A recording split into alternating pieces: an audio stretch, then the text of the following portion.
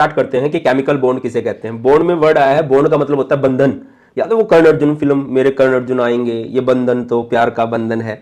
देखिए क्या होता है, it is the attractive force which hold various constituent. Constituent word chemistry में आप बहुत बार सुनते हो और मैंने इसका शॉर्टकट आप लोगों को बताया हुआ है ए। ए मीन्स, ए बोले तो atom, I means ion and M means क्या होता है भाई, मॉलिक्यूल। एंड मैं कई बार एग्जांपल भी देता हूं, जैसे सलमान खान है, कैटरीना कैफ है, दोनों अलग अलग हैं। फिर ये बाबू सोना भी बने थे एक बार, तब जुड़ जाते हैं तो मॉलिक्यूल बन जाते हैं, और जब जुड़ के अलग अलग हो जाते हैं तो उसे क्या बोल देते हैं, आयन। इसके प्रॉपर एग्जांपल की बात करें, जैसे Na है, Cl है, अलग अलग है, दीज आर एटम्स। अगर ये कंबाइंड हो जाए तो ये बन जाते हैं मॉलिक्यूल, और अगर कंबाइंड होकर डिसोसिएट हो जाए तो ये बन जाते हैं आयंस। तो केमिकल बॉन्ड क्या होता है, जो वेरियस कॉन्स्टिट्यूएंट पार्टिकल्स को एक दूसरे के साथ जोड़ के रखता है, ये वो अट्रैक्टिव फोर्स है जो इनको जोड़ के रखेगी। अब अगली बात ये होती है कि एटम्स कंबाइंड ही क्यों होते हैं, अलग अलग रहे, क्या जरूरत है एक दूसरे के साथ जुड़ने की। तो बहुत सारी थ्योरीज आई और उसमें से एक बड़ी फेमस थ्योरी थी कोसेल लुईस की थ्योरी। इन लोगों ने देखा कि यार पीरियोडिक टेबल में एक ग्रुप है, दैट इज ग्रुप 18, जिसको हम नोबल गैसेस का ग्रुप भी बोलते हैं। और आप लोग कमेंट सेक्शन में इसकी ट्रिक बताना कि ग्रुप 18 को हम कैसे भी याद रख सकते हैं। तो देखा गया कि ये स्टेबल होते हैं। तो इन्होंने बोला कि कोई भी एटम अगर नोबल गैस की कॉन्फ़िगरेशन को पा लेता है तो वो स्टेबल हो जाता है। और यहां से दो रूल हमारे बन के निकले, एक हमारा बन के निकला डपलेट रूल, एक हमारा बन के निकला यहां से ऑक्टेट रूल। अब क्या होता है डपलेट रूल, क्या होता है ऑक्टेट रूल? भाई ऑक्टेट रूल का मतलब होता है 8 इलेक्ट्रॉन इन वैलेंस शेल, डपलेट का मतलब होता है 2 इलेक्ट्रॉन्स इन वैलेंस शेल। तो हर एक एटम कोशिश यही करता है कि उसकी वैलेंस शेल में तो 2 इलेक्ट्रॉन हो जाए या फिर 8, मोस्टली 8 ट्राई करते हैं। एक दो एटम है जो 2 के लिए ट्राई करते हैं, जैसे हाइड्रोजन है, हाइड्रोजन कोशिश करता है कि उसकी वैलेंस शेल में 2 इलेक्ट्रॉन हो, बाकी मोस्टली चाहते हैं कि उनकी वैलेंस शेल में 8 इलेक्ट्रॉन हो। ठीक है, आगे बात करते हैं लुईस सिंबल की। लुईस सिंबल क्या होता है, representation of valence electron by dot और cross around the symbol of element. कोई भी एक एलिमेंट है, फॉर एग्जांपल मैं हाइड्रोजन की बात करता हूं, हाइड्रोजन का एटॉमिक नंबर होता है 1। अगर आप इसकी कॉन्फ़िगरेशन करो तो क्या हो जाएगी 1s1, या फिर छोटी क्लास में आप पढ़ते आए होंगे वो 2-8 वाली है ना, तो ऐसे 1 कर सकते हो। तो हाइड्रोजन के राउंड में क्या आ जाएगी, एक डॉट आ जाएगी, या फिर आप लोग एक क्रॉस लगा सकते हो। जैसे मैं बात करता हूं बोरोन की, बोरोन का एटॉमिक नंबर होता है 5। अगर आप इसकी कॉन्फ़िगरेशन करो तो क्या हो जाएगी 2, 3। Valence shell means outermost shell, तो इसकी आउटर मोस्ट शेल में कितने इलेक्ट्रॉन बनते हैं यहां से 3, तो आप 3 डॉट लगा सकते हो या फिर 3 क्रॉस लगा सकते हो। इसी तरह से अगर मैं आपसे पूछता हूं, चलो कार्बन है, कार्बन के राउंड में आपको दिख रहा होगा 4 वैलेंस इलेक्ट्रॉन है, फ्लोरीन के राउंड में 7 है, क्योंकि इसकी कॉन्फ़िगरेशन क्या बनेगी 9 एटॉमिक नंबर है, तो 2 and 7। एक छोटा सा क्वेश्चन मैं आपसे पूछता हूं, ऑक्सीजन है, ऑक्सीजन की वैलेंस शेल में कितने इलेक्ट्रॉन होंगे, इसके राउंड में आप कितनी डॉट लगाओगे, कमेंट सेक्शन में जरूर बताना। आगे बढ़ते हैं, टाइप्स ऑफ बॉन्ड। बहुत तरह के बॉन्ड होते हैं, बॉन्ड एटम्स के बीच में बनते हैं, बॉन्ड मॉलिक्यूल्स के बीच में बनते हैं। अगर मैं बात करता हूं एटम्स के बीच में तो covalent bond, ionic bond, coordinate bond, metallic bond. Molecules के बीच में हाइड्रोजन बॉन्ड फेमस है, जो इस चैप्टर में हम पढ़ेंगे, वैन डर वाल्स फोर्सेस। सबसे पहले बात स्टार्ट करते हैं, कोवलेंट बॉन्ड किसे कहते हैं। It is the bond which is formed when 2 atoms combined with each other by mutual sharing। सबसे इंपॉर्टेंट बात क्या है कि यहां पर जो बॉन्ड बनता है by mutual sharing of electron से बनता है। मैं एग्जांपल देता हूं, जैसे कि हमारे पास है हाइड्रोजन, हाइड्रोजन के राउंड में क्या रहेगा, एक डॉट रहेगा। जैसे यहां पर एक डॉट है और इस हाइड्रोजन के पास एक डॉट है, हाइड्रोजन डपलेट रूल को फॉलो करता है। तो ये हाइड्रोजन इस हाइड्रोजन को बोलता है ब्रो मुझे एक इलेक्ट्रॉन की जरूरत है, दे दे। तो ये क्या बोलेगा, जाना, मैं क्यों दूं, तू दे दे। क्योंकि इन दोनों के पास एक एक है, बराबर बराबर इलेक्ट्रॉन है, तो लेन देन नहीं हो पाएगा। यहां पर शेयरिंग होगी। शेयरिंग किस तरह से होगी, एक बार ये इसकी हेल्प करेगा, ठीक है, अभी आपने सर्कल सा लगा दिया ना, तो ये शेयर हो गया, तो इसका फायदा हो गया, और इसी तरह से ये इसका भी काम चला देगा। ठीक है, इस तरह से। मैं दूसरा एग्जांपल करता हूं, जैसे Cl2 है, तो 2 क्लोरीन है, क्लोरीन का एटॉमिक नंबर होता है 17। इसकी कॉन्फ़िगरेशन जब आप करोगे तो 2, 8, 7, तो क्लोरीन के राउंड में आप लोग क्या कर दोगे, 7 डॉट लगा दोगे। इस दूसरे वाले क्लोरीन के राउंड में भी क्या कर दोगे, 7 डॉट लगा दोगे। अब ये क्लोरीन बोलेगा दूसरे वाले क्लोरीन को कि मुझे इलेक्ट्रॉन दे दे, तो वो नहीं देगा, वो बोलेगा तू दे दे भाई। तो यहां पर क्या होगी, शेयरिंग। 7 इसके पास है तो एक इलेक्ट्रॉन इधर से इसके पास आ जाएगा और इसका फायदा हो गया। 7 इलेक्ट्रॉन इसके खुद के, एक इलेक्ट्रॉन उसका, ऑक्टेट कंप्लीट। सिमिलरली इसके साथ भी ये होगा, दूसरे वाले के साथ। ठीक है, ये ऐसे। और जिनके ऊपर डबल सर्कल आ गया ना, ये इन इलेक्ट्रॉन्स को हम लोग बोलते हैं शेयर्ड इलेक्ट्रॉन। क्या बोलते हैं, शेयर्ड इलेक्ट्रॉन। क्या होते हैं shared electron, those electrons which participate in bond formation. और ये जो बॉन्ड फॉर्मेशन में पार्टिसिपेट नहीं करते, जिनकी शेयरिंग नहीं हुई है, जो अलग अलग बचे रहे हैं, इन्हें बोलते हैं lone pair of electron. Loan pair of electron. जब दो एटम्स के बीच में दो इलेक्ट्रॉन की शेयरिंग हो जाती है सिंगल बॉन्ड बनता है, 4 इलेक्ट्रॉन की शेयरिंग हो जाती है डबल बॉन्ड बनता है, 6 इलेक्ट्रॉन की शेयरिंग हो जाती है ट्रिपल बॉन्ड बनता है। जनरली ऐसे ही होता है। तो जैसे अगली बात करते हैं ऑक्सीजन की, तो ऑक्सीजन के राउंड में क्या होगा, 6 डॉट होंगी, इसके पास भी 6 इलेक्ट्रॉन है, इसके पास भी 6 इलेक्ट्रॉन है। तो ऑक्टेट कंप्लीट करने के लिए 2 की जरूरत है, तो ये बोलेगा मुझे अपने 2 इलेक्ट्रॉन दे दे, ये ऐसे बोलेगा भाई मुझे अपने 2 इलेक्ट्रॉन दे दे। इस तरह से ये अपना ऑक्टेट कंप्लीट कर लेते हैं। अच्छा, जब आप कोवेलेंट बॉन्ड की बात करते हो तो कुछ बॉन्ड पैरामीटर्स आते हैं, जैसे बॉन्ड लेंथ। बॉन्ड लेंथ क्या होता है, it is the distance between nuclei of 2 bonded atoms. 2 atoms ने बॉन्ड बनाया है, जैसे मैं क्लोरीन एटम्स की बात कर लेता हूं, ठीक है, इनके न्यूक्लियस का बीच का जो डिस्टेंस है, this distance is known as bond length. ठीक है, अगली बात करते हैं बॉन्ड एंगल। जब भी मॉलिक्यूल है, मॉलिक्यूल के आप लाइनों से बॉन्ड दिखाओगे, जैसे कि मैं आपको AlCl3 का एग्जांपल देता हूं, तो AlCl3 का अगर आप स्ट्रक्चर बनाओगे कुछ इस तरह से बनेगा, इस तरह से। तो ये जो लाइन आप लोगों ने लगाई है, इन लाइंस के बीच के अगर आप एंगल चेक करते हो, this angle is known as bond angle, है ना, angle representing the line of bond. जैसे BeCl2 है, ये लाइंस है इनके बीच का बॉन्ड। Next is bond enthalpy. Bond enthalpy मतलब बॉन्ड की एनर्जी। 2 एटम्स के बीच में, एक मॉलिक्यूल के अंदर 2 एटम्स के बीच में जो बॉन्ड है, उस बॉन्ड को तोड़ना है।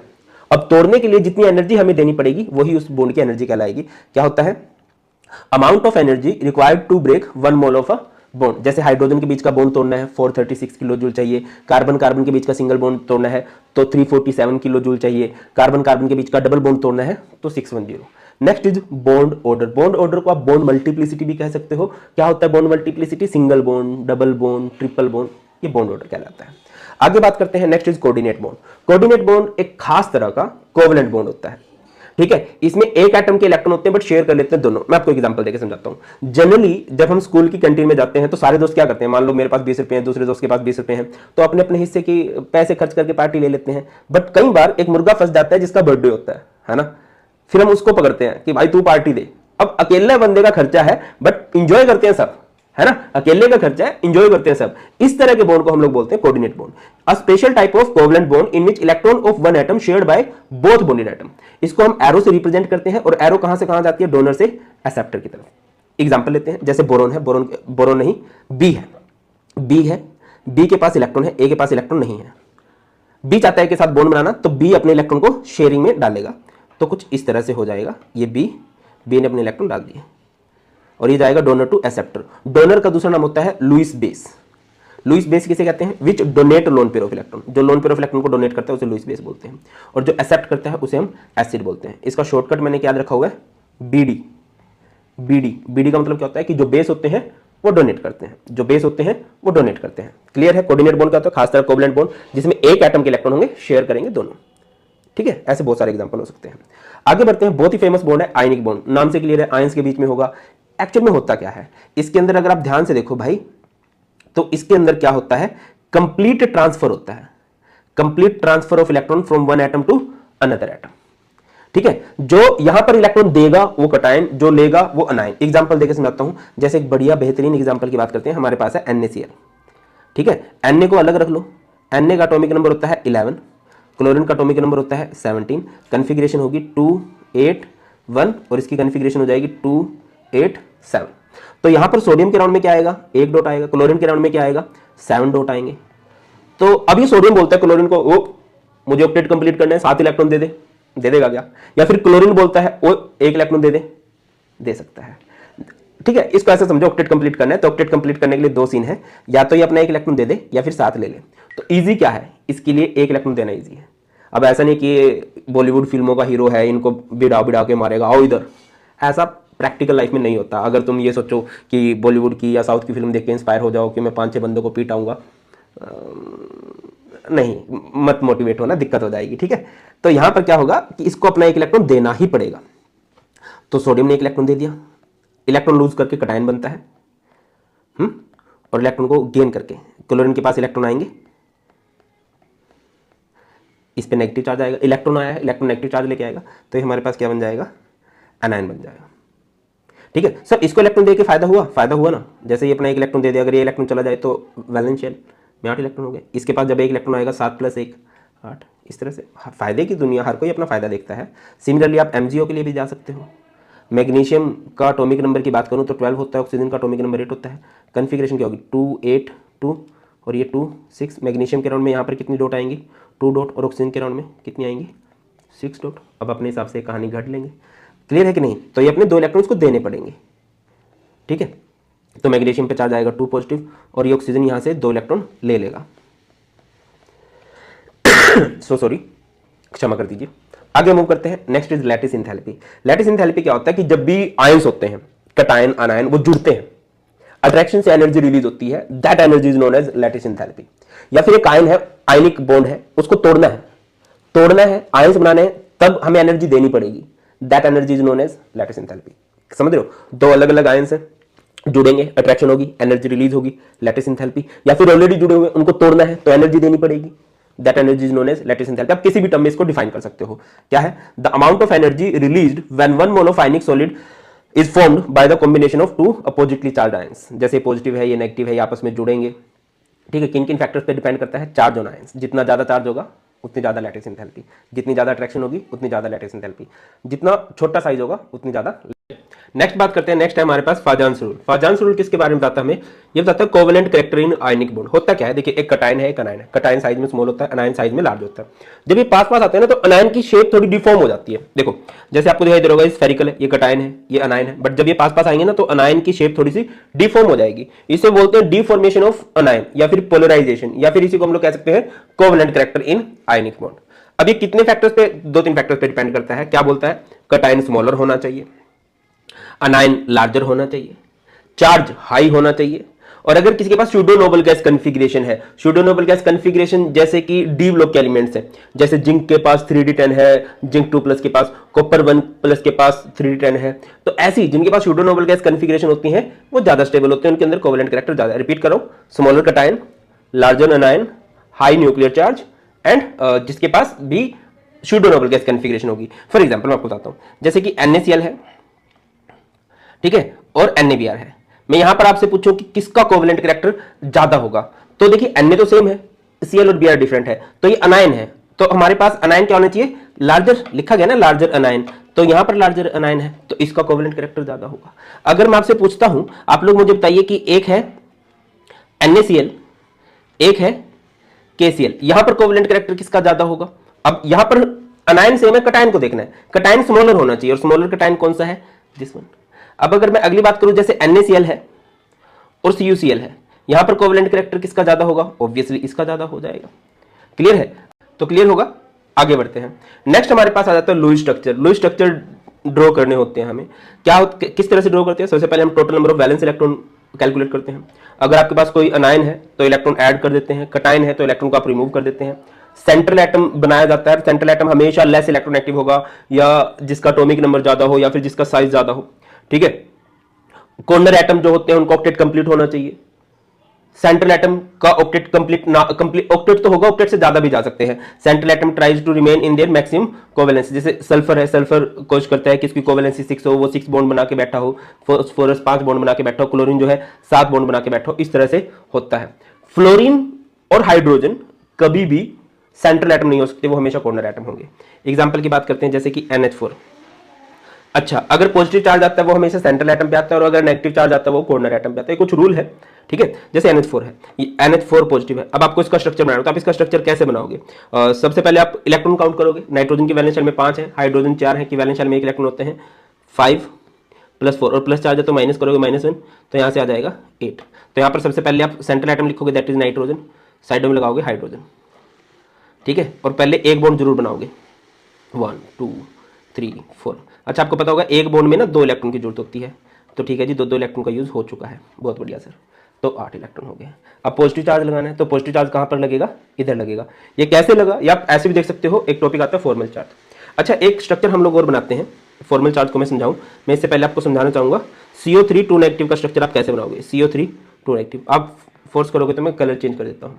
तो यहाँ पर आप सबसे पहले वैलेंस इलेक्ट्रॉन काउंट कर लीजिए। कार्बन की वैलेंस शेल में होते हैं 4, ऑक्सीजन 3 है, कि वैलेंस शेल में 6 इलेक्ट्रॉन होते हैं, और -2 है तो आप +2 करोगे। 3 6 18, और 2 20, और 4 24। तो सबसे पहले बीच में कार्बन आएगा, एक एक बॉन्ड बनेगा भाई ऑक्सीजन के साथ, ठीक है। कैसे बना सकते हो, कोई दिक्कत नहीं है। किसकी स्टेबिलिटी मैटर करती है भैया? कॉर्नर एटम का ऑक्टेट कंप्लीट होना चाहिए। तो अब अगर आप इस ऑक्सीजन को देखते हो तो इसने एक बॉन्ड बना रखा है, एक बॉन्ड यानी कि इसके पास 2 इलेक्ट्रॉन है, तो 3 4 5 6 7 8। अब अगले ऑक्सीजन पे आ जाओ, इसने एक बॉन्ड बना रखा है, यानी 2 इलेक्ट्रॉन, 3 4 5 6 7 8। अगर मैं इस ऑक्सीजन की बात करूं तो इसने एक बॉन्ड बना रखा है, एक बॉन्ड यानी 2 इलेक्ट्रॉन, 3 4 5 6 7 8, ठीक है। अब जो कॉर्नर एटम है उनका आपने ऑक्टेट कंप्लीट कर दिया, वो मस्ट है। अब आते हैं सेंट्रल एटम पे। सेंट्रल एटम का ऑक्टेट कंप्लीट होना चाहिए, ऑक्टेट से ज्यादा वो कोवेलेंसी में जाने की कोशिश कर सकता है। जैसे कार्बन की कोवेलेंसी 4 होती है, या फिर कार्बन का ऑक्टेट कंप्लीट करो तो कैसे कंप्लीट करें? कार्बन ने कितने बॉन्ड बना रखे हैं? अभी कार्बन ने 3 बॉन्ड बना रखे हैं, 3 बॉन्ड यानी कि 6 इलेक्ट्रॉन, जबकि 8 इलेक्ट्रॉन होने चाहिए। तो क्या होगा, यहां से ना कोई भी एक ऑक्सीजन अपने 2 इलेक्ट्रॉन्स को बॉन्डिंग में डाल सकता है, जैसे इसने डाल दिए कुछ इस तरह से, ठीक है। अब आप इलेक्ट्रॉन देख लो, आपके इलेक्ट्रॉन पूरे हो चुके हैं, गिनना चाहो तो गिन लो, 1 2 3 4 5 6 7 8 9 10 11 12 13 14 15 16 और 4 ये बॉन्ड है, 4 बॉन्ड यानी 8 इलेक्ट्रॉन, 16 और 8 24, ठीक है। अब बात ये कि जो नेगेटिव चार्ज एक इधर असाइन करने आपने, तो यहां पर हमारी ट्रिक आती है फॉर्मल चार्ज। फॉर्मल चार्ज क्या होता है? विराट ने लगाई हाफ सेंचुरी, विराट ने लगाई हाफ सेंचुरी। वैलेंस इलेक्ट्रॉन आप लोग देखते हो, लोन पेयर इलेक्ट्रॉन्स देखते हो, और जो शेयर्ड इलेक्ट्रॉन्स हैं उनका हाफ कर देते हो। मैं एग्जांपल देकर समझाता हूं। जैसे मैं बोल देता हूं, इसको बोल देता हूं x, इसको बोल देता हूं y, सॉरी बेटा, इसको बोल देता हूं z। जैसे मैं formal charge of oxygen number x का निकालना चाहता हूं, ट्रिक क्या रहेगी? विराट ने लगाई हाफ सेंचुरी, v मतलब valence electron, oxygen number x, oxygen की वैलेंस शेल में कितने इलेक्ट्रॉन होते हैं? जहां तक मुझे याद आ रहा है भाई 6। लोन पेयर कितने दिखाई दे रहे हैं आपको? लोन पेयर इलेक्ट्रॉन्स देखो, 1 2 3 4, 6 -4। हाफ ऑफ शेयर, शेयर कितने बॉन्ड बना रखे हैं? इसने बॉन्ड बना रखे हैं भाई 2 बॉन्ड यानी 4 इलेक्ट्रॉन, है ना। अब कर दो तो यहां से फॉर्मल चार्ज कितना बन जाएगा? 0। तो जो ऑक्सीजन नंबर x है उस पर फॉर्मल चार्ज आएगा 0। अब अगले पे आ जाओ, formal charge of oxygen number y का निकाल लेते हैं, formal charge of oxygen number y। तो वही ट्रिक, विराट ने लगाई हाफ सेंचुरी, ऑक्सीजन की वैलेंस शेल में कितने इलेक्ट्रॉन होते हैं? 6। लोन पेयर देखो, आपको लोन पेयर कितने दिखाई दे रहे हैं? 1 2 3 4 5 6, तो यहां पर आ जाएगा 6। और हाफ ऑफ शेयर्ड, शेयर्ड मतलब कितने बॉन्ड बनाए हैं? इस ऑक्सीजन के इधर उधर गुम हो गए तो उसने एक बॉन्ड बनाया, एक बॉन्ड यानी कि 2 इलेक्ट्रॉन, 2 इलेक्ट्रॉन्स की शेयरिंग हुई है, उसका हाफ आप लोग करोगे, 2 का हाफ 1, तो यहां से चार्ज बनेगा -1। तो इस पे आप लोग चार्ज कितना दोगे? -1। अब ऑक्सीजन नंबर जो Z है, इस पे फॉर्मल चार्ज क्या होगा ये आप लोगों ने कमेंट सेक्शन में बताना है, ठीक है। चलिए आगे बढ़ते हैं। नेक्स्ट टॉपिक है हमारे पास रेजोनेंस, बहुत इंपॉर्टेंट टॉपिक है, बहुत सारे क्वेश्चन इससे बनते हैं। In certain molecules all the properties can't be explained by single structure, so 2 or more than 2 structures with similar energy, position of nuclei, bonding and non-bonding pair of electrons are taken as canonical structure are drawn to explain all of their properties। मैं simple words में समझाता हूं या definition को repeat करता हूं। In certain molecules, all the properties of molecule can't be explained by single structure, so 2 or more than 2 structure are drawn to explain all of their properties। कुछ molecule ऐसे होते हैं जिनके एक स्ट्रक्चर से आप सारी प्रॉपर्टीज को एक्सप्लेन नहीं कर सकते, तो आप उनके एक से ज्यादा स्ट्रक्चर बनाते हो। उन स्ट्रक्चर्स को रेजोनेटिंग स्ट्रक्चर्स बोलते हैं और इस प्रोसेस को बोलते हैं रेजोनेंस। जैसे आपने अभी CO3 नेगेटिव का स्ट्रक्चर बनाया, कुछ इस तरह से ये स्ट्रक्चर था, ठीक है, दोबारा से बनाने की जरूरत नहीं है, आप देख लेना, कुछ इस तरह से था ये, ठीक है, ऐसा। अब बात ये है कि इधर आपने नेगेटिव चार्ज दिया था, ठीक है, इधर आपने नेगेटिव चार्ज दिया था, तो जरूरी तो नहीं है नेगेटिव चार्ज इधर आए, नेगेटिव चार्ज तो किधर भी आ सकता था, दूसरों के, या डबल बॉन्ड मान लो इधर आ गया, ठीक है, कुछ इस तरह से भी ये स्ट्रक्चर बन सकता है, ऐसे, तो इस तरह से बनाया जा सकता था स्ट्रक्चर्स को, नेगेटिव नेगेटिव, इसको कुछ ऐसे भी बनाया जा सकता था,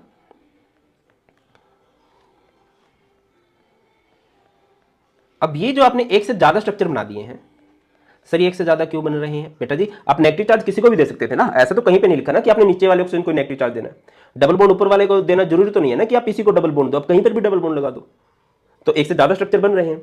इन स्ट्रक्चर्स को ही हम लोग क्या बोलते हैं? These structures are known as resonating structure, और इस प्रोसेस को क्या बोलते हैं? रेजोनेंस। अब इसमें खास बात क्या है? लोन पेयर पूरे रहते हैं जितने होते हैं भैया, बॉन्ड पेयर पूरे रहते हैं, एटम्स की पोजीशन भी फिक्स रहती है, यही बातें आपने यहाँ पर लिखी है, सिमिलर एनर्जी होगी, पोजीशन ऑफ न्यूक्लियर फिक्स होगा, bonding non bonding pair of electron जो है वो भी फिक्स रहेंगे। अच्छा, इनको मिला के एक बीच में कहीं एक स्ट्रक्चर बनाया जा सकता है, जैसे सी, यहाँ पर देखो सिंगल सिंगल बॉन्ड तो है हर एक ऑक्सीजन के पास ही, है ना, डबल बॉन्ड थोड़ा थोड़ा लगा सकते हो, है ना, और इस पूरे पे चार्ज लगा सकते हो आप -2। कुछ खास बातें रेजोनेंस के बारे में, all the resonating structures are imaginary, ये एक हाइपोथेटिकल कंसेप्ट है।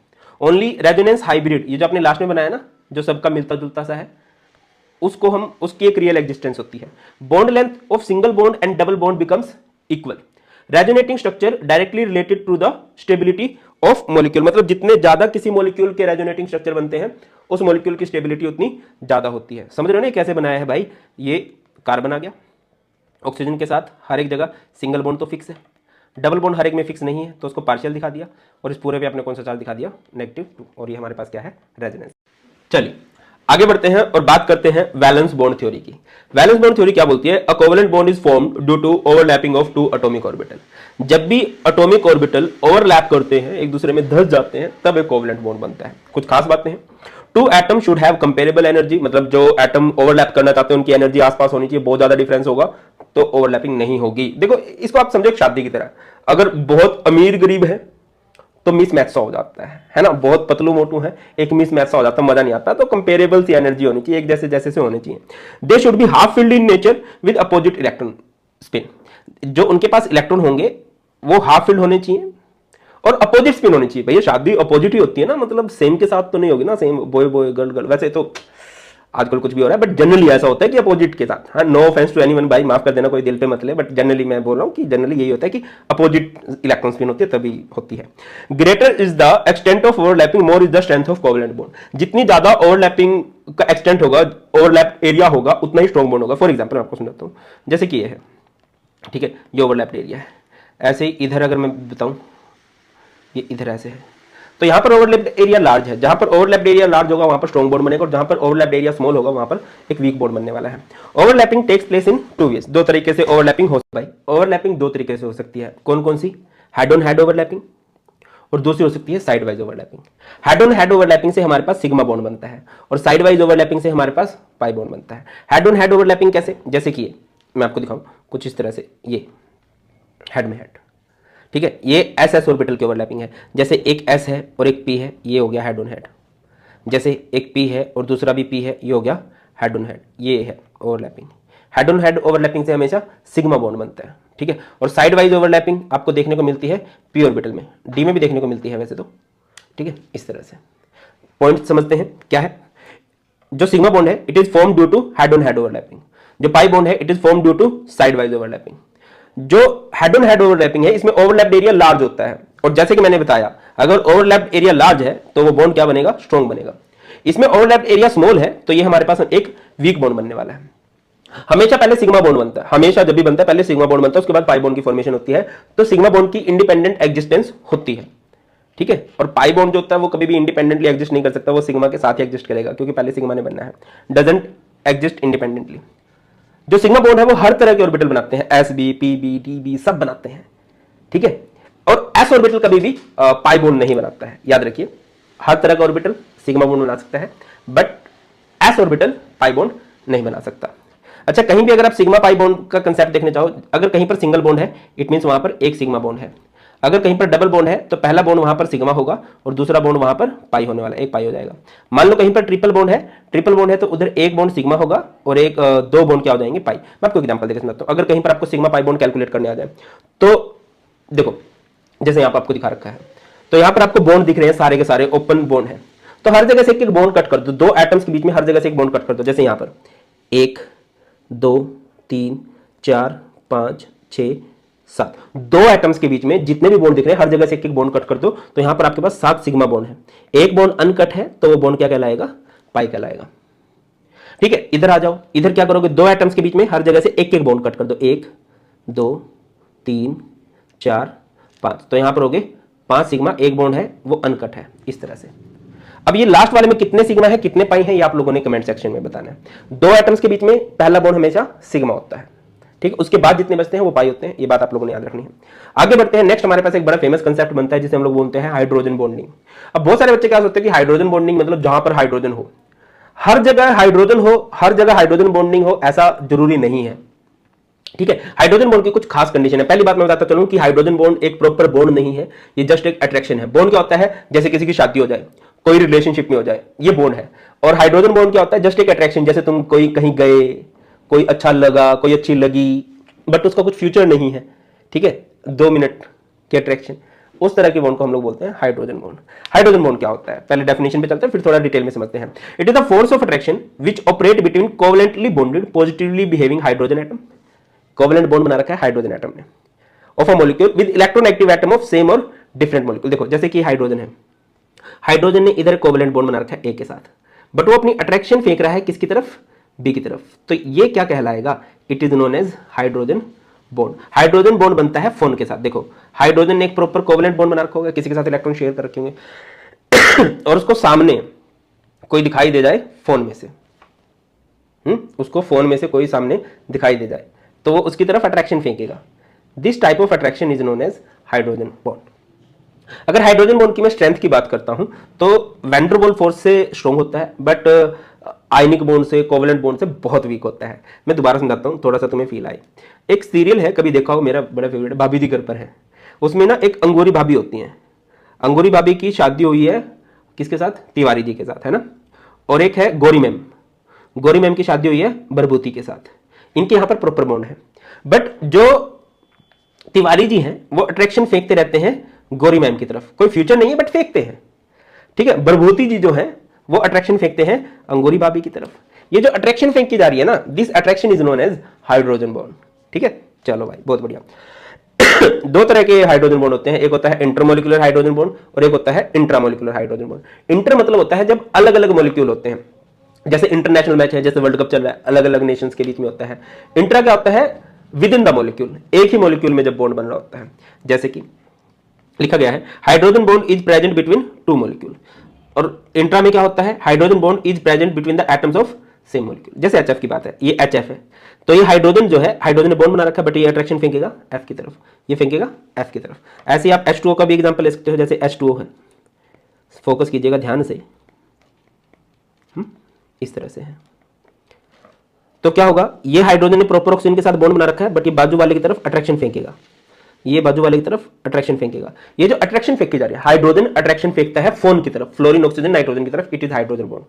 अगला, अगर मैं इंट्रामोलिकुलर की बात करूं, यहां पर जनरली आपको ऑर्गेनिक मॉलिक्यूल देखने को मिलते हैं, और ऑर्गेनिक में मैं बढ़िया बात करूं ऑर्थो नाइट्रोफिनॉल की, ऑर्थो नाइट्रोफिनॉल, ठीक है। फिनॉल किसे कहा जाता है, जब बेंजीन के ऊपर लगा हो OH, ये बेंजीन है और इधर लगा है OH, और ये है nitro, NO double bond O। तो हाइड्रोजन जो है अट्रैक्शन फेंकेगा, ठीक है। एक जगह पे इसने प्रॉपर बॉन्ड बनाई रखा है, बट ये बाजू वाले ऑक्सीजन की तरफ, जिसके साथ जुड़ा उसकी तरफ नहीं, जिसको सामने ऑक्सीजन दिखाई दे रहा है उसकी तरफ अट्रैक्शन फेंकेगा, और ये क्या है, हाइड्रोजन बॉन्ड है, ठीक है। और ये पूरे का पूरा एक मॉलिक्यूल है, एक ही मॉलिक्यूल में काम हो रहा है। अगर मैं यहां पर बात करूं, ये वाटर का एक मॉलिक्यूल है, ये दूसरा मॉलिक्यूल है, ये तीसरा मॉलिक्यूल है, ये अलग अलग मॉलिक्यूल है। अलग अलग मॉलिक्यूल में जब बॉन्ड बनता है वो इंटरमोलिकुलर है, इंटरमोलिकुलर हाइड्रोजन बॉन्ड है। और जब एक ही मॉलिक्यूल में काम चल जाए, जैसे इधर एक में ही काम चल गया, तो इसे बोलते हैं इंट्रामोलिकुलर। अगर मैं आपसे पूछता हूं स्ट्रेंथ की बात, तो याद रखिए इंटरमोलिकुलर हाइड्रोजन बॉन्ड ज्यादा स्ट्रॉन्ग होता है इंट्रा से, इंटरमोलिकुलर हाइड्रोजन बॉन्ड ज्यादा स्ट्रॉन्ग होता है इंट्रा से। क्लियर है। अब बात करते हैं most important topic, that is hybridization and VSEPR theory, जिससे श्योरली क्वेश्चन बनता है। देखिए हाइब्रिडाइजेशन को हिंदी में बोलते हैं संकरण, या फिर इसका मतलब होता है इंटरमिक्सिंग। डेफिनेशन पे चलते हैं, फिर थोड़ा डिटेल में डिस्कस करते हैं। It is the process of intermixing of orbitals of slightly different energies and shape. अलग अलग ऑर्बिटल होंगे, उनकी अलग अलग एनर्जी होंगी, अलग अलग शेप होगी। जब उनको इंटरमिक्स करोगे तो नए ऑर्बिटल बनेंगे, जिनकी इक्विवेलेंट एनर्जी होगी, एक बिल्कुल नई सी शेप बन के निकलेगी। जितने ऑर्बिटल्स को आप इंटरमिक्स करोगे, अगर 2 ऑर्बिटल मिक्स किए हैं तो 2 हाइब्रिड ऑर्बिटल बनेंगे, 3 ऑर्बिटल्स को मिक्स किया है 3 हाइब्रिड ऑर्बिटल बनेंगे, 4 को मिक्स किया है सोन सोन सोन, ठीक है। जैसे कि sp हाइब्रिडाइजेशन की बात करता हूं, इसका मतलब क्या है कि हमने एक s का ऑर्बिटल लिया और एक p का ऑर्बिटल लिया, और जब हम इनको मिक्स कर देंगे तो यहां पर हमारे पास इस तरह से 2, यहां पर इसे बोलते हैं sp हाइब्रिडाइजेशन। अगर sp2 नेक्स्ट हमारे पास sp2 है, यानी कि एक s का ऑर्बिटल होगा और 2 p के ऑर्बिटल होंगे, जैसे कि हमारे पास p की शेप डंबल होती है, ठीक है। तो कुछ इस तरह से बन के निकलेंगे हमारे पास, 3 नए ऑर्बिटल हाइब्रिड ऑर्बिटल बन के निकल गए। जैसे मैं बात करता हूं sp3, एक s होगा और उसमें 3 p को आप लोग मिक्स करोगे ऐसे, ठीक है। तो कुछ इस तरह से, ये ऐसे, ये ऐसे, ये ऐसे, कुछ इस तरह से। क्लियर है। हाइब्रिडाइजेशन क्लियर हुई। इंटरमिक्स करना है अलग अलग ऑर्बिटल को, जिनकी अलग अलग एनर्जी, अलग अलग शेप है। जब उनको मिक्स करोगे तो हाइब्रिड ऑर्बिटल बनेंगे, जिनकी एक नई शेप होगी, सबकी शेप एक जैसी हो जाती है, फिर एनर्जी भी एक जैसी हो जाती है। क्लियर है। अब बात करते हैं वेस्पर थ्योरी की, और वेस्पर थ्योरी से आप सेकंडों में हाइब्रिडाइजेशन बता सकते हो किसी भी मॉलिक्यूल की। वेस्पर थ्योरी की फुल फॉर्म है valence shell electron pair repulsion theory, यानी कि वैलेंस शेल के जो इलेक्ट्रॉन पेयर्स हैं, इलेक्ट्रॉन पेयर यहाँ पर लोन पेयर हो सकते हैं, बॉन्ड पेयर हो सकते हैं। लोन पेयर जो बॉन्ड फॉर्मेशन में पार्टिसिपेट नहीं करते, बॉन्ड पेयर जब बॉन्ड फॉर्मेशन में पार्टिसिपेट करते हैं। तो क्या बोलती है ये theory, electron pair tend to occupy such position that minimize repulsion and maximize stability, कि जो इलेक्ट्रॉन पेयर है वो हमेशा एक दूसरे से इतनी दूर रहना चाहते हैं कि उनके बीच में रिपल्शन कम से कम हो और स्टेबिलिटी सबसे ज्यादा हो, डिस्टेंस ज्यादा से ज्यादा हो। क्लियर है? Shape of molecule depends upon number of valence shell electron pairs. जो मॉलिक्यूल्स की शेप है वो भी थोड़ी देर में देखेंगे हम किस तरह से डिटरमाइन की जाती है। अगर मैं आपको बोलता हूं ऑर्डर ऑफ रिपल्शन, तो जनरली आप देखोगे सबसे ज्यादा रिपल्शन होती है लोन पेयर के बीच में, उसके बाद रिपल्शन होती है लोन पेयर बॉन्ड पेयर के बीच में, और सबसे कम रिपल्शन आपको देखने को मिलती है बॉन्ड पेयर कम रिपेल करते हैं। लोन पेयर जो सिंगल होते हैं ना वो ज्यादा लड़ाई करते हैं, ज्यादा एक दूसरे से दूर भागते हैं। क्लियर है? आगे बढ़ते हैं। तो बेटा जी ये एक पिक्चर है, ठीक है, ये आपको अच्छे से क्लियर होनी चाहिए। जैसे इसमें मैंने सेंट्रल एटम लिखा है, सेंट्रल एटम हम एक के लिए एक्सप्लेन करते हैं। यहां पर स्टेरिक नंबर, स्टेरिक नंबर क्या होता है? Bond pair plus lone pair. Bond pair plus lone pair 2 हो सकते हैं, 3 हो सकते हैं, 4 हो सकते हैं, 5 हो सकते हैं, 6 हो सकते हैं, 7 भी हो सकते हैं। अगर 2 है तो वहां पर हाइब्रिडाइजेशन आएगी sp। 3 है तो एक ऑर्बिटल s का, 2 ऑर्बिटल p के। 4 है तो एक ऑर्बिटल s का, 3 ऑर्बिटल p के। 5 अगर आ गया तो एक ऑर्बिटल s का, p के 3 ऑर्बिटल होते हैं, 1 d का। 6 अगर आ गया स्टेरिक नंबर, 1 s का, 3 p के और 2 d के। अगर 7 आ गया, 1 s, 3 p और 3 d। यहां पर मैंने शेप बना रखी है। अगर कहीं पर बिल्कुल भी लोन पेयर नहीं है और स्टेरिक नंबर 2 है तो उसकी शेप बनती है लीनियर। अगर 3 है तो उसकी शेप बनती है ट्रायगोनल प्लेनर। अगर 4 है तो उसकी शेप बनती है टेट्राहेड्रल। मैं अगले पेज पे बना देता हूं। देखो, जैसे अगर कहीं पर स्टेरिक नंबर 2 है तो उसकी शेप बनती है ऐसे लीनियर। अगर 3 है तो उसकी शेप ऐसे बनती है, this shape is known as trigonal planar. अगर स्टेरिक नंबर 4 है तो उसकी शेप बनती है ऐसे टेट्राहेड्रल। ठीक है? अगर 5 है तो उसकी शेप ऐसे बनती है, इसे बोलते हैं ट्रायगोनल बाइपिरामिडल। अगर 6 है तो उसकी शेप ऐसे बन जाएगी इस तरह से, इसे बोलते हैं ऑक्टाहेड्रल। और अगर 7 है, 7 के लिए ऐसे बन जाएगी, इसे बोलते हैं पेंटागोनल बाइपिरामिडल। थोड़ा सा टाइम लगा लेना, इन शेप को अच्छे से देख लेना। अगर लोन पेयर है तो कैसे शेप बनती है। अब इसकी ट्रिक क्या है, कैसे आप इजीली कर सकते हो वो मैं आपको बता देता हूं। अच्छा, जब भी आप किसी मॉलिक्यूल के लिए सोल्व करने जाओगे तो सबसे पहले आप उसके वैलेंस इलेक्ट्रॉन निकाल लोगे। वैलेंस इलेक्ट्रॉन आपके 2 से 8 के बीच में आ सकते हैं। अगर आपके वैलेंस इलेक्ट्रॉन 2 से 8 के बीच में आते हैं तो वहां पर आप 2 से डिवाइड कर दोगे। आपके वैलेंस इलेक्ट्रॉन 8 से 56 के बीच में आ सकते हैं तो आप उसे 8 से डिवाइड करोगे। और अगर आपके वैलेंस इलेक्ट्रॉन 56 से ज़्यादा आ जाए तो उसे आप 18 से डिवाइड कर दोगे। ठीक है? बाकी ये तो मैंने आपको बता ही दिया कि अगर स्टेरिक नंबर 2 आ गया तो हाइब्रिडाइजेशन sp होगी, शेप लीनियर होगी। 3 है तो sp2, 4 है तो sp3, 5 है तो sp3d, 6 है तो sp3d2। ये ज्योमेट्री है, लीनियर, ट्रायगोनल, टेट्राहेड्रल। कुछ एग्जांपल करते हैं सो दैट कि आपको इजीली समझ में आए। मैं आपको कहना क्या चाहता हूँ, जैसे कि bf3 है, बोरोन की वैलेंस शेल में कितने इलेक्ट्रॉन होते हैं? 3। फ्लोरीन कितने हैं? 3 की वैलेंस शेल में कितने इलेक्ट्रॉन होते हैं? 7। 21 और 3 24 को कितने से डिवाइड करोगे? 8 से। 8 3 24। अभी जो 3 आया ना, ये 3 आया है स्टेरिक नंबर। अब आप ये देखो कि यहाँ पर बॉन्ड पेयर कितने बनेंगे और लोन पेयर कितने बनेंगे। ये कैसे डिसाइड करोगे? आप देखो, जो अकेला है वो सेंट्रल एटम है, उसके साथ जो है वो बॉन्डेड एटम है। 3 बॉन्डेड एटम है सॉरी 3 बॉन्ड पेयर हो गए और 0 लोन पेयर हो गए। अब जाओ देखो, जहां पर स्टेरिक नंबर 3 हो और लोन पेयर 0 हो तो शेप उसकी कैसी बनती है? कुछ ऐसी बनती है। ठीक है ना? कुछ ऐसे बी, ऐसे बी एफ एफ एफ, इस तरह से इसकी शेप बना दोगे। ठीक है? अब मैं आपसे हाइब्रिडाइजेशन पूछूं तो 3 है तो पहला s और sp2 यहां पर हाइब्रिडाइजेशन आ जाएगी। कुछ भी ट्राई कर लो, कुछ भी। जैसे मैं एक बोल देता हूं sf6 ट्राई कर लेते हैं। सल्फर की वैलेंस शेल में 6 इलेक्ट्रॉन होते हैं। फ्लोरीन कितने हैं? 6 की वैलेंस शेल में कितने इलेक्ट्रॉन होते हैं? 7 6 42 और 6 48। 48 को किस रेंज में लेके जाएंगे? देखो, अगर आपके वैलेंस इलेक्ट्रॉन 2 से 8 के बीच में है तो 2 से डिवाइड करो। 8 से 56 के बीच में है तो 8 से, 56 से ज़्यादा है तो 18 से डिवाइड करोगे। तो ये कहाँ से आ गई? 8 से 56 वाली रेंज है तो 8 से 8 6 48। ठीक है? तो 6 आपका स्टेरिक नंबर आया। अब इसमें आप देखो बॉन्ड पेयर कितने बनते हैं और लोन पेयर कितने बनते हैं। देखो भाई, बॉन्ड पेयर कितने हैं? सल्फर सेंट्रल एटम बनेगा और इसके पास 6 बॉन्डेड एटम है। स्टेरिक नंबर 6 है और 6 बॉन्ड पेयर बन गए तो लोन पेयर कितने बचेंगे? 0। समझ रहे हो ना? स्टेरिक नंबर 6 आया, यहाँ से बॉन्ड पेयर यहाँ से देख लिया आपने, कितने बॉन्ड बना रखे हैं? 0 लोन पेयर। तो शेप बना दो 0 लोन पेयर। स्टेरिक नंबर 6 की अगर आप शेप बनाओगे कुछ इस तरह से बनेंगे और इस शेप को बोलते हैं, इस ज्योमेट्री को बोलते हैं ऑक्टाहेड्रल। ठीक है? हाइब्रिडाइजेशन क्या होगी? 6 की, पहला ऑर्बिटल s का, अगले 3 ऑर्बिटल p के और d2। ठीक है? इसी तरह से XeF2 जिनोन की वैलेंस शेल में 8 इलेक्ट्रॉन, फ्लोरीन कितने हैं 2 की वैलेंस शेल में 7, ये 22 आ गया। 22 को किससे डिवाइड करोगे भाई, 22 को डिवाइड करोगे 8 वाली रेंज में जाएगा, 8 दूनी 16, 6, फिर ये 6 किस रेंज में जाएगा 2 वाली में, 2 3 जा 6, तो ये 2 और 3 5, ये 5 स्टेरिक नंबर आया है। अब आप देखो कितने बॉन्ड पेयर हैं, कितने लोन पेयर है, ध्यान से समझिएगा। अब जिनोन तो सेंट्रल एटम हो गया, उसके साथ कितने एटम्स ने बॉन्ड बना रखा है, 2 फ्लोरीन ने, तो बॉन्ड पेयर हो गए 2, 5 स्टेरिक नंबर है, 2 बॉन्ड पेयर हो गए, 3 लोन पेयर बचे। अब जाओ कहां पर, स्टेरिक नंबर 5 में, जहां पर लोन पेयर हो 3, इस तरह की शेप बनती है।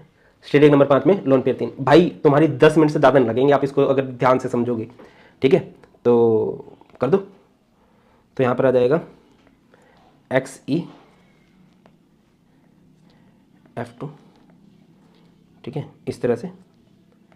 And this shape is known as linear, geometry है ट्रायगोनल बाय पिरामिडल। और हाइब्रिडाइजेशन क्या होगी स्टेटिक नंबर 5 के लिए, पहला ऑर्बिटल एस का, 3 ऑर्बिटल पी के और डी, sp3d, ठीक है। अब 1 2 मैं चाहूँगा आप लोग खुद से ट्राई करो, जैसे आप मुझे बताना CH4 की हाइब्रिडाइजेशन क्या होगी, ठीक है। इसके अलावा अगर आप बताना चाहो ClF3 के भी मुझे, अच्छा शेप में और ज्योमेट्री में डिफरेंस बताता हूँ, शेप में और ज्योमेट्री में क्या होता है। ज्योमेट्री तो आप स्टेटिक नंबर देख के बताते हो, शेप आप बॉन्ड पेयर को देख के बताते हो, ठीक है। जैसे कि यहां पर अगर मैं इसकी ज्योमेट्री पूछूं 5 के हिसाब से, इसकी ज्योमेट्री क्या बनेगी, ट्रायगोनल बाय पिरामिडल। और अगर मैं आपसे इसकी शेप पूछूं, शेप क्योंकि बॉन्ड पेयर 2 है, 2 के हिसाब से शेप क्या बन रही थी, लीनियर बन रही थी, क्लियर है। हाइब्रिडाइजेशन ये, तो इसके अपने सारे एग्जांपल सब कुछ बताना है, इसमें आपको बताना है इसकी हाइब्रिडाइजेशन क्या है, इसकी शेप क्या है, इसकी ज्योमेट्री क्या है, इसकी हाइब्रिडाइजेशन क्या है, इसकी शेप क्या है, इसकी ज्योमेट्री क्या है। बात करते हैं डायपोल मोमेंट की। जनरली आपको डायपोल मोमेंट पूछा जाता है कि इसकी डायपोल मोमेंट होगी या नहीं होगी, ठीक है। तो देखिए डायपोल मोमेंट क्या बताता है, it measures the net polarity of a molecule. Dipole moment होता क्या है, it is the product of charge and distance, physics में भी आप लोगों ने पढ़ा होगा। डायपोल मोमेंट को हम लोग म्यू से रिप्रेजेंट करते हैं, इसका फॉर्मूला होता है Q into D. Dipole moment एक वेक्टर क्वांटिटी है जिसको आप एक स्पेशल टाइप की एरो से रिप्रेजेंट करते हो, कुछ इस तरह से। और ये कहां से कहां होती है, from less electronegative to more electronegative, ठीक है। अच्छा कोवलेंट बॉन्ड आपको याद होगा ना, कोवलेंट बॉन्ड क्या होता है, which is formed by mutual sharing of electron. तो वहां पर ना 2 तरह के मॉलिक्यूल होते हैं, एक होता है पोलर मॉलिक्यूल, एक होता है non polar molecule. Polar molecule कब बनता है, formed between atoms of different electronegativity, atoms of different electronegativity, तो वहां पर क्या बन जाएगा, पोलर। और पोलर में क्या होता है कि डायपोल मोमेंट की जो वैल्यू होती है वो नॉन इक्वल्स टू 0 होती है, नॉट इक्वल्स टू 0 होती है, ठीक है। और अगर एटम्स ऑफ सेम इलेक्ट्रोनेगेटिविटी हैं, एक ही जैसे पावर के एटम के बीच में बॉन्ड बनता है, तो वहां पर आपका बन जाता है नॉन पोलर। और अगर कोई नॉन पोलर मॉलिक्यूल है तो वहां पर डायपोल मोमेंट आपकी 0 हो जाती है। जैसे मैं आपसे पूछता हूँ हाइड्रोजन हाइड्रोजन के बीच में बॉन्ड है, तो यहाँ पर कौन ज्यादा इलेक्ट्रोनेगेटिव है, यहाँ पर डायपोल मोमेंट क्या आएगी, कुछ भी नहीं आएगी, क्योंकि इन दोनों की पावर तो सेम है। जैसे क्लोरीन क्लोरीन के बीच में बन गया, तो इनमें से कौन ज्यादा पावरफुल है, यहां पर भी दोनों सेम है। बट अगर मैं बात करता हूं HCl की, HCl के बीच में बॉन्ड बन गया, तो यहां पर क्लोरीन ज्यादा इलेक्ट्रोनेगेटिव है, ठीक है। तो क्लोरीन पे हल्का सा नेगेटिव चार्ज आएगा, हाइड्रोजन पे हल्का सा पॉजिटिव चार्ज आएगा। ये जो partial positive partial negative charge होता है, ऐसे मॉलिक्यूल को हम लोग पोलर मॉलिक्यूल बोलते हैं। और यहां पर डायपोल मोमेंट जो है वो नॉट इक्वल्स टू 0 आएगा। बहुत ईजी होता है प्रेडिक्ट करना कि कहां पर 0 आएगी, कहां पर नॉन 0 आएगी, मैं आपको बताता हूं। अच्छा जैसे मैं बात करता हूं डायटोमिक मॉलिक्यूल है, कहीं भी अगर डायटोमिक मॉलिक्यूल है, डायटोमिक जिसमें 2 एटम होंगे, और उसमें भी अगर होमोटोमिक है, एक जैसे एटम है, अब 2 एटम है और दोनों एक जैसे हैं, तो उन दोनों की इलेक्ट्रोनेगेटिविटी में तो कोई डिफरेंस बनेगा नहीं, तो वहां पर डायपोल मोमेंट हमेशा 0 आएगी। लिखा गया है अगर हमारे पास होमोटोमिक मॉलिक्यूल है, यानी कि सेम एटम्स के बीच में है, जैसे HCl, तो डायपोल मोमेंट 0 आएगी।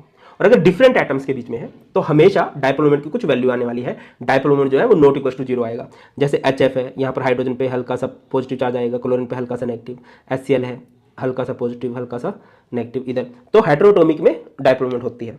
इसके अलावा अगर कहीं पर रेगुलर ज्योमेट्री है, रेगुलर ज्योमेट्री है बिल्कुल सेम एटम है, रेगुलर ज्योमेट्री कैसे, अगर एक भी लोन पेयर नहीं है, पूरी प्रॉपर शेप है, linear trigonal pyramidal trigonal planar tetrahedral, तो वहां पर डायपोल मोमेंट हमेशा 0 आती है। और डायपोल मोमेंट 0 है, इट मींस वो मॉलिक्यूल जो है नॉन पोलर है। और अगर कहीं पर डिस्टॉर्टेड ज्योमेट्री है, डिस्टॉर्टेड मतलब अगर कहीं पर लोन पेयर आ जाए या फिर अलग अलग एटम्स आ जाए, ठीक है ना, वो प्रॉपर ज्योमेट्री नहीं बन रही है, डिस्टर्ब सी ज्योमेट्री है, तो वहां पर dipole moment not equal to 0 आती है। जैसे देखो BeCl2 है, BeCl2 एक प्रॉपर है ना, इसे बोलते हैं लीनियर, तो यहाँ पर डायपोल मोमेंट आएगी 0। जैसे BF3 है, BF3 का अगर आप शेप बनाओगे तो कुछ इस तरह से ट्राइगोनल प्लेन है। जैसे CH4 है, ये वेल डिफाइंड ज्योमेट्री है, ठीक है। बट अगर मैं आपको बोलता हूं कि H2O है, अब H2O का अगर आप शेप बनाओगे कुछ ऐसे बनेगा, कुछ इस तरह से। तो यहां पर लोन पेयर आ जाए। अच्छा, लोन पेयर जहां पर आएगा वहां पर डाइपोल मोमेंट होगी, तो यहां पर डाइपोल मोमेंट जो है होगी, वैल्यू होगी नॉट इक्वल टू 0 आ जाएगा, ठीक है। जैसे मैं आपको बोलता हूं NH3 का अगर आप बनाओगे ऐसे, कुछ इस तरह से होगा, ठीक है। और जो लोन पेयर होता है ना वो ज्यादा इलेक्ट्रोनेगेटिव होता है, एक बात याद रखना। तो यहां पर भी डाइपोल मोमेंट कुछ ना कुछ आएगा, डाइपोल मोमेंट जो है नॉट इक्वल टू 0 आएगा। क्लियर है? सिंपल सी ट्रिक है कि अगर लोन पेयर आ जाएगा तो, और या फिर अलग अलग एटम्स हो जाए, जैसे CHCl3 हो जाए तो यहां पर अलग अलग एटम्स हो गए हैं, या फिर CH2Cl2 हो गया, सॉरी फॉर बैकग्राउंड नॉइज। तो यहां पर अलग अलग एटम्स हो गए हैं, अलग अलग एटम्स हो जाते हैं, तब भी डाइपोल मोमेंट जो है नॉट इक्वल टू 0। नेक्स्ट और मोस्ट इंपॉर्टेंट टॉपिक है मॉलिक्यूलर ऑर्बिटल थ्योरी, MOT बोलते हैं इसे।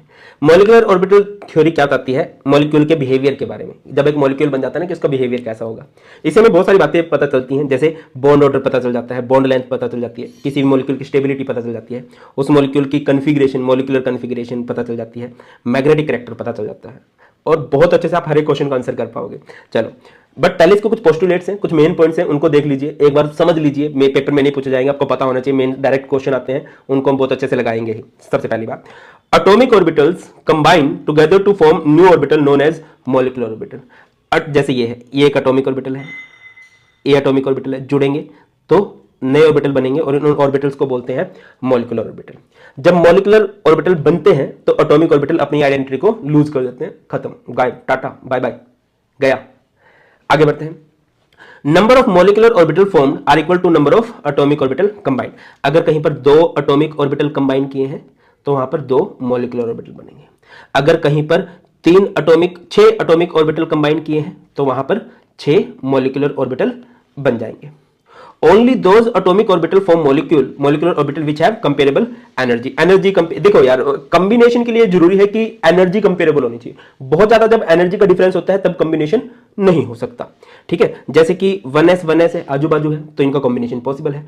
1s2s में एनर्जी गैप बन जाता है तो इनसे मॉलिक्यूलर ऑर्बिटल नहीं बनेगा। When atomic orbital overlap combine they form 2 types of molecular orbital। एक होता है बॉन्डिंग मॉलिक्यूलर ऑर्बिटल, एक होता है एंटी बॉन्डिंग मॉलिक्यूलर ऑर्बिटल। एक होता है बॉन्डिंग मॉलिक्यूलर ऑर्बिटल, एक होता है एंटी बॉन्डिंग मॉलिक्यूलर ऑर्बिटल। इन दोनों ऑर्बिटल्स में से बॉन्डिंग मॉलिक्यूलर ऑर्बिटल की एनर्जी कम होती है, एंटी बॉन्डिंग मॉलिक्यूलर ऑर्बिटल की एनर्जी ज्यादा होती है।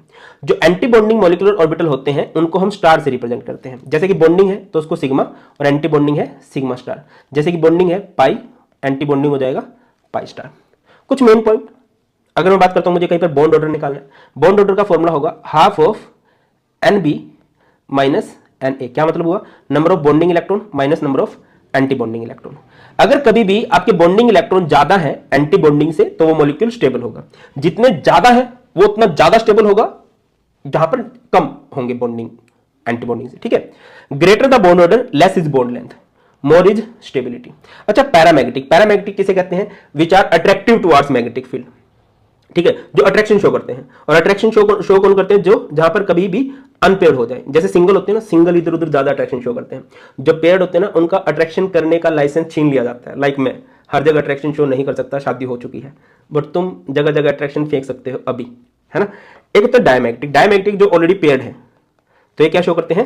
रिपल्शन शो करते हैं टुवर्ड्स मैग्नेटिक फील्ड। जो मॉलिक्यूलर ऑर्बिटल थ्योरी है वो जनरली हम पढ़ते हैं एटॉमिक नंबर 10 तक। तो एटॉमिक नंबर 10 तक क्या आएगा? एटॉमिक नंबर 10 तक आएगा 1s 2s 2p। p में अगर मैं बात करूं तो क्या होगा? एक होगा px, एक होगा py, एक होगा pz, है ना। 2px 2py 2pz, और ये 1s 2s। जो s होता है वो हमेशा सिग्मा बॉन्ड बनाता है, याद रखिए। और जो p है, p में से भी जो 2pz होता है ना वो सिग्मा बॉन्ड बनाता है।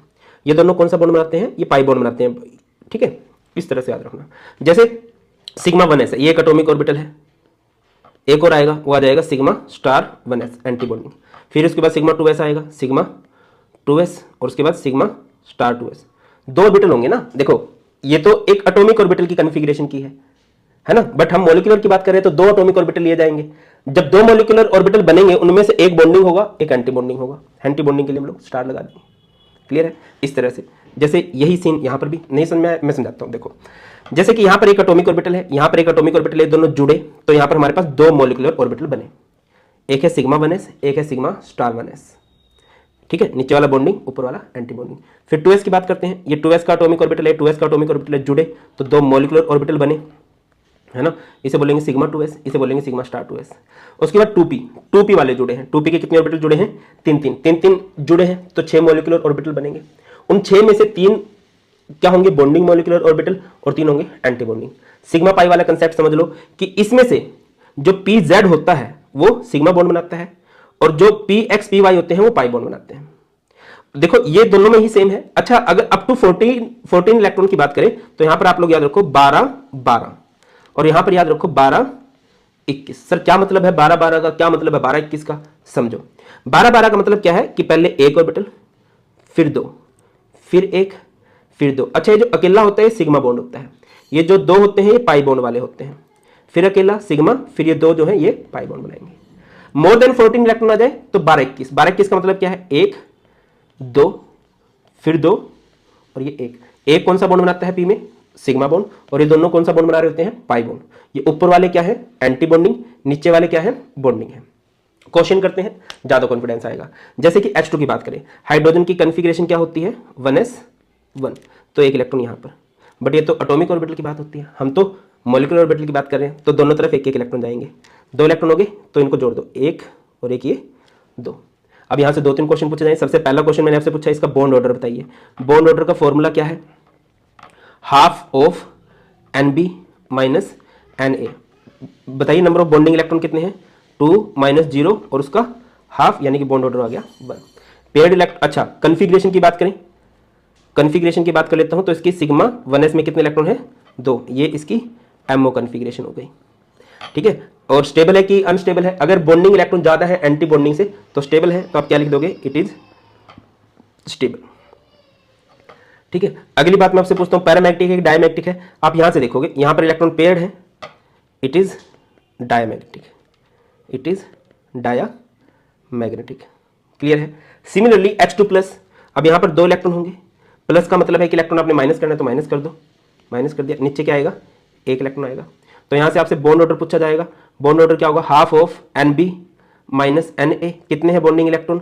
1 माइनस 0 का हाफ, तो ये कितना बन जाएगा? 0.5। MO की कॉन्फ़िगरेशन क्या हो जाएगी भाई? Sigma 1s1। ठीक है, और बॉन्डिंग इलेक्ट्रॉन ज्यादा है तो इट इज स्टेबल। पैरामैग्नेटिक है कि डायमैग्नेटिक है? अगर आप यहां पर देखो, यहां पर सिंगल इलेक्ट्रॉन है तो आप क्या लिखोगे? It is paramagnetic. अगर अनपेड इलेक्ट्रॉन होते हैं तो पैरामैग्नेटिक होते हैं। अब H2 माइनस की बात कर लेते हैं, तो एक एक इलेक्ट्रॉन तो जाएगा ही, माइनस यानी कि इलेक्ट्रॉन प्लस करना है तो इधर प्लस। कितने इलेक्ट्रॉन हो गए? 3, 1 2 और 1 ऊपर चला जाएगा 3। बॉन्ड ऑर्डर बताइए, बॉन्ड ऑर्डर क्या होता है? Half of Nb। Bonding electron कितने हैं? 2, एंटी बॉन्डिंग ऊपर 1 इलेक्ट्रॉन है, 2 माइनस 1 1, 1 का हाफ 0.5। MO कॉन्फ़िगरेशन क्या हो जाएगी इसकी? सिग्मा 1s में कितने इलेक्ट्रॉन है? 2, फिर सिग्मा स्टार 1s में कितने इलेक्ट्रॉन है? 1। स्टेबल है कि अनस्टेबल है? It is stable. स्टेबल क्यों है? क्योंकि बॉन्डेड इलेक्ट्रॉन ज्यादा है। पैरामैग्नेटिक है कि डायमैग्नेटिक है? क्योंकि इधर अनपेयर है तो इट इज पैरामैग्नेटिक। इस तरह से क्वेश्चन करना, बताओ क्या दिक्कत है? हैविंग कंफ्यूज हुए रहते हो आप लोग तो। अच्छा, अगर मैं आपसे पूछता हूँ कंपेयर करो इनमें सबसे ज्यादा स्टेबल कौन है? सॉरी, देखो यहां पर भी 0.5 है, यहां पर भी 0.5 है, तो ऐसे केस में अगर बॉन्ड ऑर्डर बराबर आ जाए तो आप ये देखो कि एंटी बॉन्डिंग इलेक्ट्रॉन किसके पास कम है?